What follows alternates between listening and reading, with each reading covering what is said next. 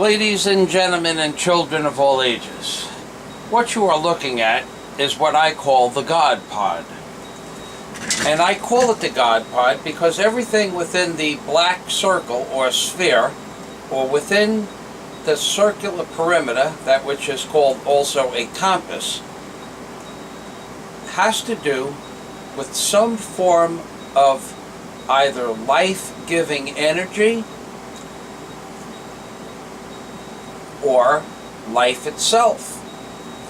And therefore, everything within the sphere or circle, or which I call the God Pod, is about life. In the beginning, God created the heaven and the earth. And in this picture, or pictograph, this segment here, the sky, on either side of the pyramid is the heaven. And then the segment underneath the pyramid itself is called Earth. And you can tell that it is Earth because there are shrubs and or trees and or grass and or dirt. Well, you can call it a landmass because the pyramid sits on top of the central landmass on that continent. So you know that this is Earth, and it's the center of the Earth of that continent. But in the beginning, the Earth was without form. And if you will notice, the Earth underneath the pyramid doesn't have a lot of texture to it. It's pretty flat. But it doesn't change the fact that it's Earth.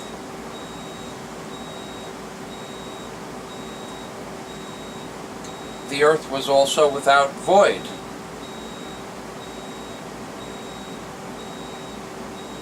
And darkness was upon the face of the deep. And the Spirit of God moved upon the waters. So this segment here, underneath this banner, is the deep.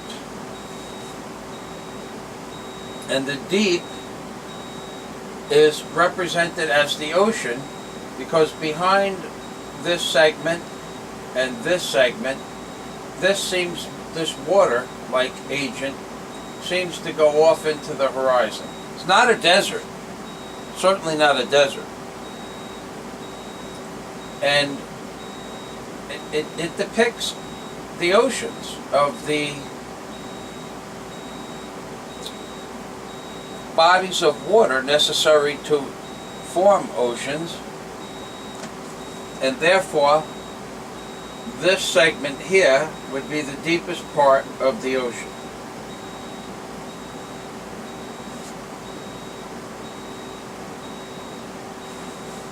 And the Spirit of God moved upon the face of the waters. Now the Spirit of God comes from the eye of providence. And the eye of providence is called the eye of providence, kind of like in order to hoodwink the American people, in that the founding fathers knew there was a God. There's no doubt about that. But not only did they know there was a God, they placed every aspect of the God that they knew of and believed in upon the $1 bill, and then sent it throughout all the world for some reason. And I don't know if the founding fathers were part of a contiguous race of people that existed since the colony of Atlantis, or that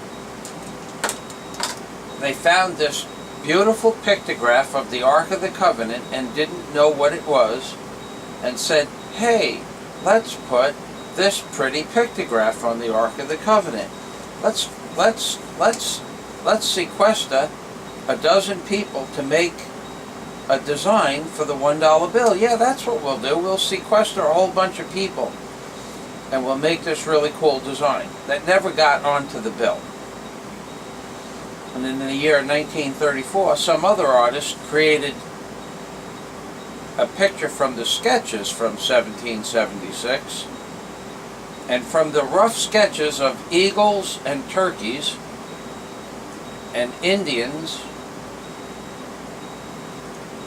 and the Great Pyramid, they come up with this really cool design on the back of the bill that doesn't look like much when you look at it from a distance, but in fact it is the Ark of the Covenant, and this is one seal, and the other seal naturally has the chief and the flag with the glory with the 13 stars, and that's not at all what it seems to be either.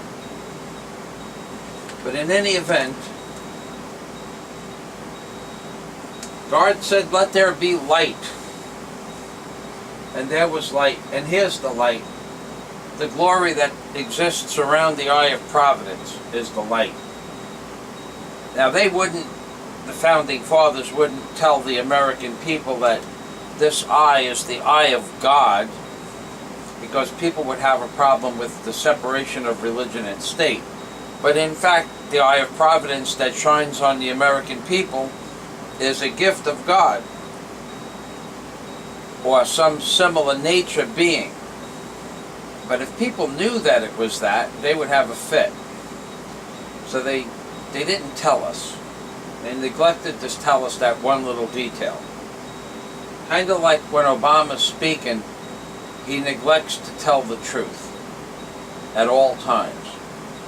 But at least we know he's not going to tell you the truth. We thought our founding fathers would tell us the truth. And God saw that the light, it was good, and God divided the light from the darkness, and therefore this light is the light of heaven, and earth that sits underneath the pyramid would be considered the darkness because it's not heaven. And the pyramid sits on top of earth and is part of earth. It's the part of earth that at one time was a direct link to God. And he separated the light from the darkness. And he did it by putting this little separation here and separating the light from the darkness. And God called the light day, and the darkness he called night. And the evening and the morning were the first day. So after God got the pyramid, the landmass, and the light of God together, he was done, he rested. Big day. The next day God woke up, he said, "Let there be a firmament in the midst of the waters." And wouldn't you know it, the firmament, this landmass, appeared in the midst of the water, and the vegetation started to grow. Because a firmament represents earth.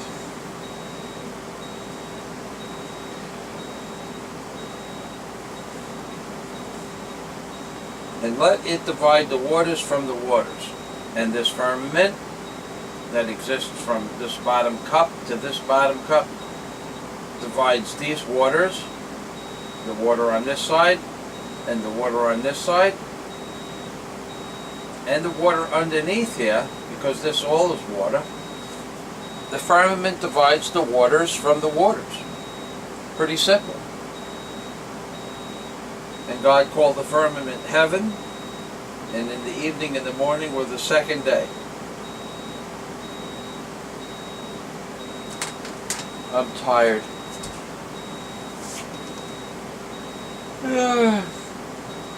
Well, 5:15 is no more. But I am tired. I had a tough day today.